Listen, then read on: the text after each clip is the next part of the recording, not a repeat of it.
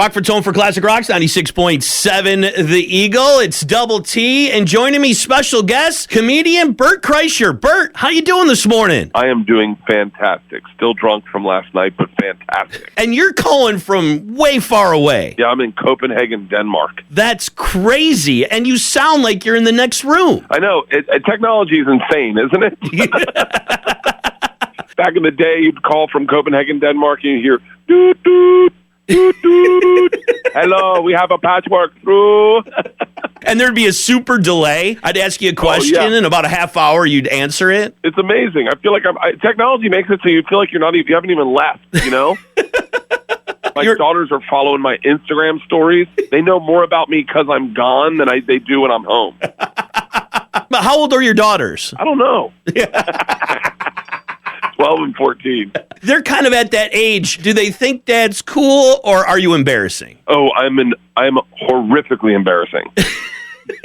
Dude, we got rinkside tickets to the Kings game, the last Kings game of the year, and the girls were blown away. They were like, this is the coolest thing ever. And then, of course, they come up to do an interview with me, you know, like the Fox people, and I rip my shirt off on the rink, and all the players are looking at me, and they're laughing. And my daughters, like, I don't even realize I'm doing it. I've had 2 beers. I'm having a blast. Rip my shirt off. I'm banging on the glass. Tarps off for the boys. They're laughing. My daughter, I look over, I sit down with my daughters, and they're like, did you have to take your shirt off? I was like, yeah, guys, that's what I do. That's how we're sitting courtside, guys. Now, did you have Go Kings written on your belly? No, but it was on national television, and you can see it on my Instagram. You can see the look of horror in the reporter's face when I ripped my shirt off. And I got to thank you for making it acceptable for guys like me to take my shirt off in public. It's those small steps. I'm just looking for my hashtag, you know? I'm talking to comedian Bert Kreischer. You're adding a second show to the Chicago Theater Saturday, November 9th. That's got to be exciting. I couldn't believe I'm doing the Chicago Theater in the first place. It's such an amazing, historic, just beautiful venue. And when they told me the first show sold out, I was like, shut up. They're like, do you want to add a second one? And in my head, I was like, no. You know, it's like, I don't want to get greedy. I just want to enjoy the first one. But then they're like, we think it'll sell out too. So I was like, oh, yeah, definitely add it. My friend and I were talking about this the other day. Comedians are kind of like the new rock stars out there. I think, you know what? I think in what's going on in society with everyone, with the move towards political correctness and shaming and online community bullying, I think people think that comedians are the last line of defense to keep it real. I mean, all I'll tell you is I feel very proud to be a comedian this time. And by the way, I'm not some guy that's out there preaching politics. I just tell you about my life. I'm a storyteller who rips his shirt off and drinks beers. That's it. We watched Jon Stewart in San Francisco perform for about 20,000 people, and you could hear a pin drop, and it was outdoors. And we were like, oh, yeah, with everyone acting the way they're acting, people want to hear it from comedians. They want comics. Yeah, it's been fun. And I think podcasting had a lot to do with that, and social media. Social media has been, like, so much fun. And the fact that television's kind of clicked away a little bit for us. Like, none of us are trying to do sitcoms. We all got podcasts. We're making money on our podcasts. We're all putting out free content. I have a cooking show that gets more views than anything Food Network's got. So you could tell you're a guy that loves the food. Yeah, right. Tell me about it. Naked, it looks like I'm still wearing a belt. You had to try to get on Carson, and it was difficult, or try to get a Comedy Central special. Well, now there's Netflix, and it gives you more of an opportunity to get your comedy special seen by people. Tune-in viewing, that appointment viewing just doesn't work for today's society. So to do a Showtime special or an HBO special, that's great. That's awesome. But no one's going to see it. The other day, I'm laying in bed in Amsterdam, a little bummed out that I have an early flight, looking to get cheered up, knowing that I'm hungover as crap, and I remember Anthony Jeselnik's special streaming. And so I click it. I watched 6 minutes. The first joke is all I watched. And I was howling laughing, and it was immediate. That's the way it should be. And, you know, to be honest with you, Netflix has given us an opportunity, paid us all very well, and we're owning our own content. Netflix changed the game for us. It really changed the game for us. I'm talking to comedian Bert Kreischer. He's got a second show added to the Chicago Theater on Saturday, November 9th. When you're in these foreign countries, I know you like to go out and have a good time, but they have different laws there. Do you ever worry that you might get yourself in trouble?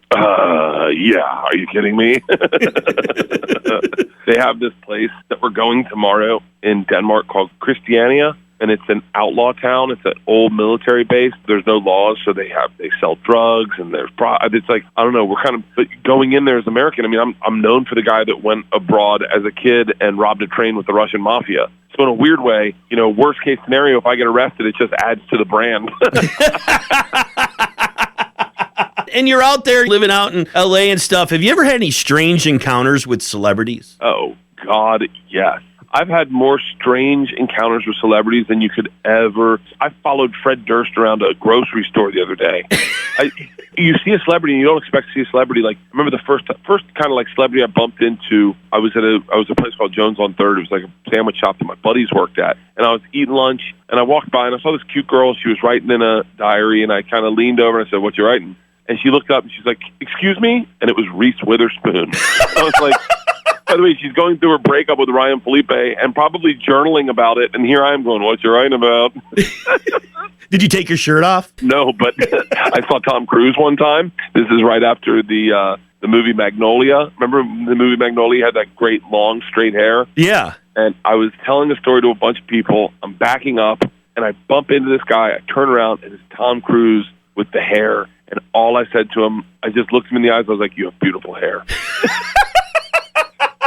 And he looked at me and was like, "Great," and just walked away. Yeah, it comes with the territory. I'm talking to comedian Bert Kreischer. He's got a second show added to the Chicago Theater in Chicago on Saturday, November 9th. I think people really relate to you. Talked about it a little bit ago. You just talk about your life, and people like that kind of comedy because probably a lot of the same things have happened to them. I think so. I think that, I talk about my kids. I'm pretty brutally honest. I call them morons on stage. And I think most people with kids look at their kids like, "Oh, morons. What are these idiots doing now?"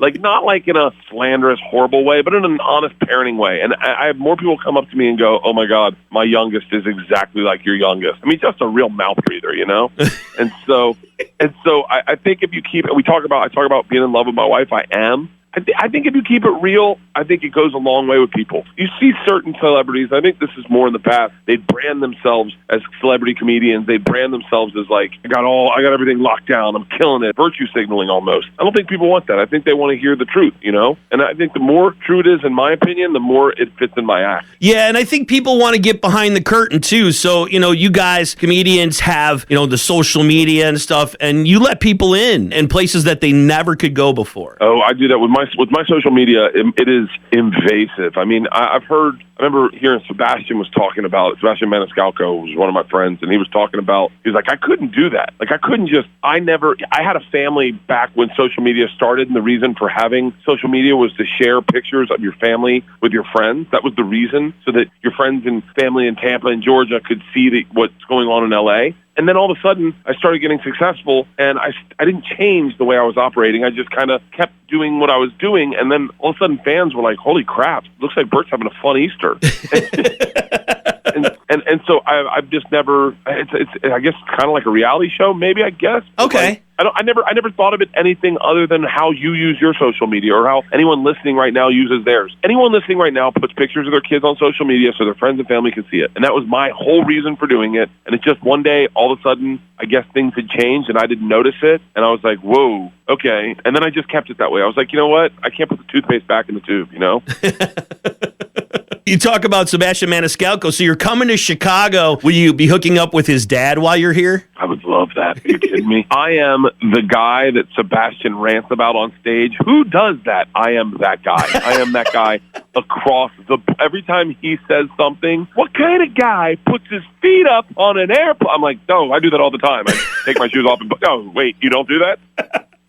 Comedian Bert Kreischer, he's got a second show added to the Chicago Theater on Saturday, November 9th. What other projects do you got going on right now? I got my cooking show, Something's Burning. I got my podcast, Bertcast. Me and Bill Burr are starting a podcast together over at All Things Comedy, and I got I'm working on my new special for Netflix. So I feel good. I got an audiobook at Audible coming out. I'm kind of burning it all over, and I'm on this world tour that literally doesn't end until November 23rd. So what is it they say? Make hay while the sun shines. That is what I'm doing. And it's cool to see all the tour dates and next to it saying sold out, sold out, sold out, sold out. That's impressive. hey, look, if I can just sell some tickets, I'm very happy. And if it sells out, I'll add another show and see how many more I can add.